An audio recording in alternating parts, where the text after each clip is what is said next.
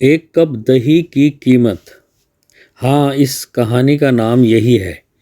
लेकिन दोस्तों, ये कहानी नहीं है, ये कहीं से सुनी हुई एक सच्ची घटना है और एक आज के आधुनिक ज़माने में एक बेटे के द्वारा अपने बाप के समर्पण का एक किस्सा है। तो ये यूं शुरू होती है कि जब एक शख्स लगभग 45 वर्ष के थे, तब उनकी धर्मपत्नी का स्वर्गवास हो गया था। लोगों ने दूसरी शादी की सलाह दी, परंतु उन्होंने यह कहकर मना कर दिया कि पुत्र के रूप में पत्नी की दी हुई भेंट मेरे पास है, इसी के साथ पूरी जिंदगी अच्छे से कट जाएगी। पुत्र जब वयस्क हुआ तो पूरा कारोबार पुत्र के हवाले कर दिया। स्वयं कभी अपने तो कभी दोस्तों के ऑफिस में बैठकर समय व्यतीत करने लगे। पुत्र की शादी के बाद वह और अधिक निश्चित हो गए। पूरा घर बहू को सुपुर्द कर दिया।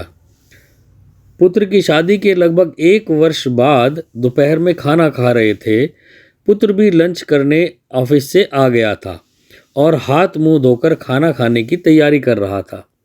उसने सुना कि पिताजी ने बहू से खाने के साथ दही मांगा और बहू ने जवाब दिया कि आज घर में दही नहीं है। खाना खाकर पिताजी ऑफिस चले गए। थोड़ी देर बाद पुत्र अपनी पत्नी के साथ खाने बैठा। खाने में प्याला भरा हुआ दही का भी था।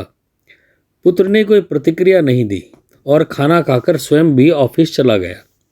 कुछ दिन बाद पुत्र ने अपने पिताजी से कहा, पापा, आज आपको कोर्ट चलना है, आज आपका विवाह होने जा रहा है।